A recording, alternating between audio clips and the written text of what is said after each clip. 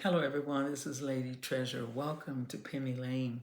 I call you path leaders and my friends because it represents to me parents, academic leaders, teachers, and homeschoolers, which includes grandma, grandpa, nannies, au pairs, anyone who takes care of children, especially in the ages of newborn to age 6. And I have spent 51 years working with parents and teachers and working in daycares and working in vacation Bible school, private schools, church schools, and I opened 2 schools myself in that time period. And they're just my favorite human beings, little ones, especially early childhood education age. So I'm here because Penny Lane is my home base, my umbrella family edutainment company. And I'm doing a little intro with every real talk I'm doing in this 20 talk series because I want you to know who I am. But I write children's books, I write songs, I create some toys. I will be introducing these things. I'll be working on things, in the background. Treasure Lee Taylor is my pen name. These particular talks are not about my books and toys and YouTube channels.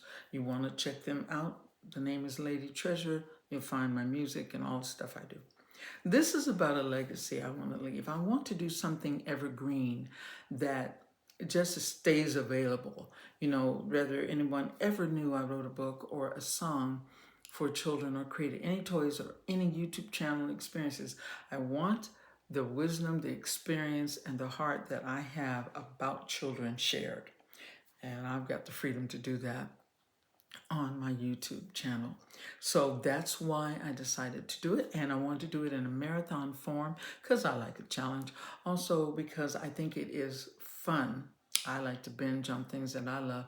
When you can find a whole collection, and whether you watch it all in one setting or not, these are between 12 to 16 minutes long, each real talk. You can see each one whenever you feel like it, or you can just sit down and watch them all and see, do I know what I'm talking about? No, I'm not a child psychologist. I am not a therapist. I'm just an experienced mom, grandma, great-grandma, and a professional edutainer. I've been working with children 51 years. I have something to say. I think you'll find it beneficial. So thank you for listening to that little bit. We're on number 4, and our subject is It Takes a Village. Now, you've heard that phrase before, and I'm sure you know what it means. I'll just introduce the idea, the way I think of it. Just like it says, it's more than just mom and dad, even more than just the extended family of grandma, grandpa, aunties, uncles, cousins. Sometimes it's just a trusted neighbor or a teacher or a principal or a nanny. I mean, there's lots of different people that are engaged in the raising very often of one child. But what I want to really focus on in this It Takes a Village is sometimes it is the least likely person that you and the child learn the most from. I have an experience with my former father-in-law. I had a very difficult time in that marriage. It was completely abusive. He was too young. I was too young. We should have never got married. All of my youth and childbearing years went to that guy, and our marriage was a hot mess. And I had 5 children in 6 years, 18 years old, 20. Come on. It's just not, there's no wisdom there. But oh my God, them beautiful babies. Precious Angel, Ricky, Joshua, Candace. I say their names as often as I can. They are now in their late 40s and mid 40s. They turned out wonderful by the grace of God because of the influence of both grandparents, mine and my husband's at the time. But you have to get to the place where you trust other people to give input. And some parents don't really like to do that. You like to just pretty much say, you can help me out by babysitting. You can help me out with a little carpool. I don't mind that. The cousins can get together, but I have all the say on everything to do with my child. And you better not do this, and you better not tell them that, and you better not touch this. I understand that to a point.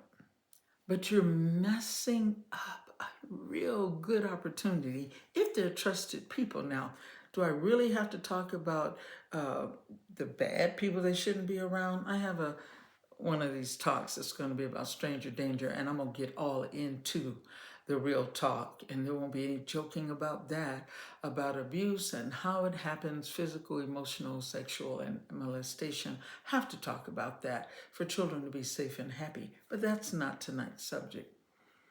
Right now, I'm just talking about there are people that you really can trust, but you don't. There are people that really do have good input to give, but you just don't want to hear it because you want to be the sole guiding force of your child's life. Some moms do this against dad, and I'm not talking about stepfathers. I'm talking about daddy in the house married to daddy, not daddy visiting, not baby daddy.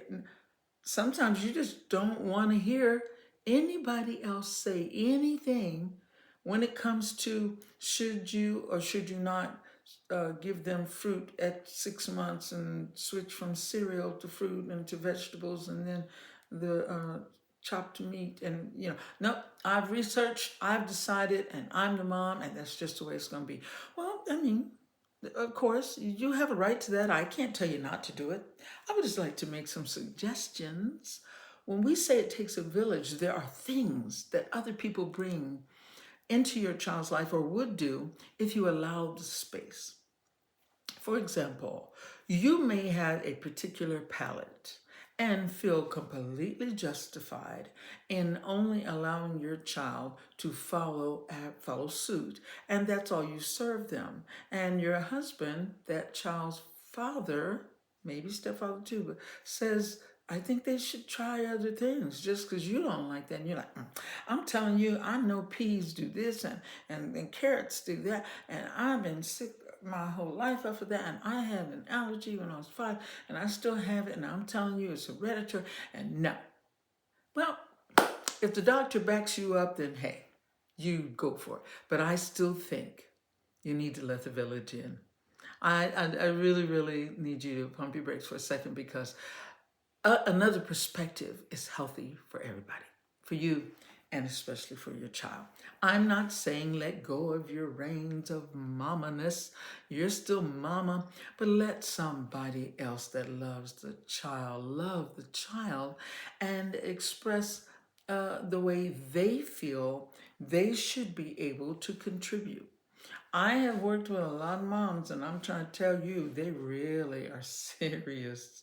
If you're one of them, I'm just asking you to just reconsider the idea that dad, grandma, auntie, somebody else might have an opinion that actually might be helpful. It actually might be helpful if you just try it out. Just try it out.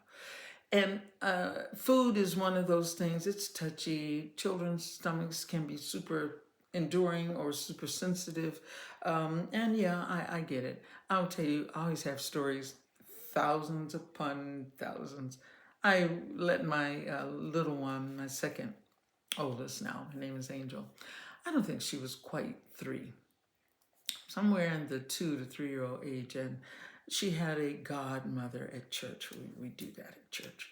Somebody wants to be godmother, and they're so sweet, little Christian lady, and you just say yes, and they buy them things, and they just say, oh, if you ever need a babysitter. And they're sweet. They're really, actually, there's nothing wrong with the person. You wouldn't have let them be godparents if they were, something really obviously bad.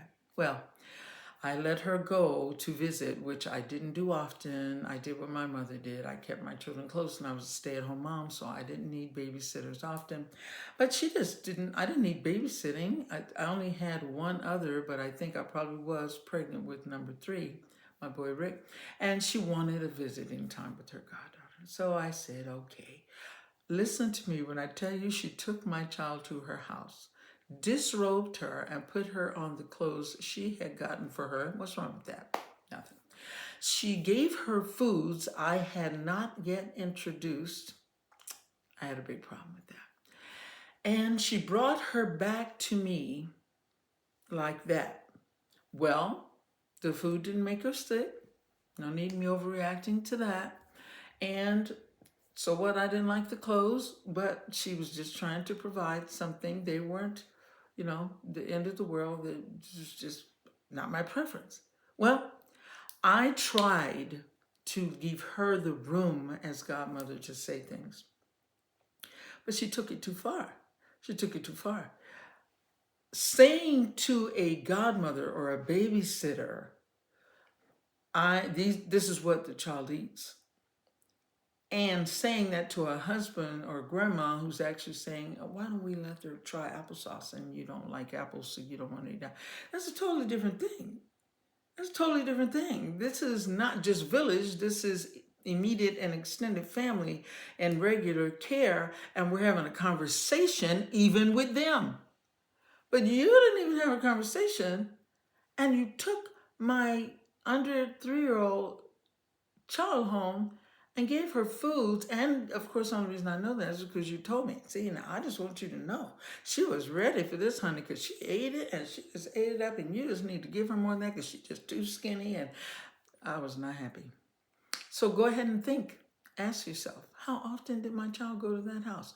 I can tell you, never again. She never went again. I didn't argue. I wasn't mean about it. I just closed that door because I knew that you had in your mind that being godmother means you have a liberty I haven't given you. And that's not all right.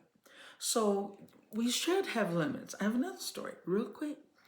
I did have a babysitting moment with child number 4. His name is Joshua. And he was not quite 2, maybe 18 months old. Oh, he's such a pretty little boy. He really was pretty. Still looks like a GQ model. Honest, it's not a mama thing if you saw him. Wow, he's so cute. All my kids are cute. But Joshua had curly hair, and it was long and it flipped at the bottom. And I didn't want to cut it yet. I just wasn't ready. And his father, abusive or not, if he wasn't forcing the issue, anything's okay if he let it go. So neither one of us were worried about the hair. He was 18 months old. He was still cute. We left him alone with his long curly hair. This lady took my child. She was a nice lady, actually, at church. Again, she wouldn't have had my child if she was a bad person. She took my child to her house and proceeded to cut his hair. She gave him his first going to be 2-year-old boy haircut because she said it was time. Why am I still aggravated about that right now? Oh, real talk, because you overstepped 100%. And that time, I was not the bold person I am now. I've always been an outgoing person, but I wasn't confrontational. So I was angry, not a little upset. I knew a time would come when it would be appropriate to cut his hair, but that time hadn't come between me and his father. And so you have no right to do that. You just encroached in personal space. So my child never went with her again either, but I can't ever get those locks back. I didn't even get him to save them and put them in a keepsake book. She just had the nerve to do it. She said he looked like a little baby and he's getting too big. Wow, you decided the baby I gave birth to. So don't think I don't get it when the villagers take it too far with your child. They weren't mean, they weren't dangerous, they weren't harmful. No child got sick. She didn't cut my child when she cut their hair, but she just overstepped boundaries. So keep your boundaries. Be wise, be careful, but you gotta let somebody in. Not because you're less than a mom or less than a father or less than a grandma. It just takes more than one mindset, more than one life experience to help develop a little human. That's all I really want to say. So reconsider if you struggle with this. If you don't, then we're already in agreement. We're good. But I understand both sides. There are things that people just should mind their business.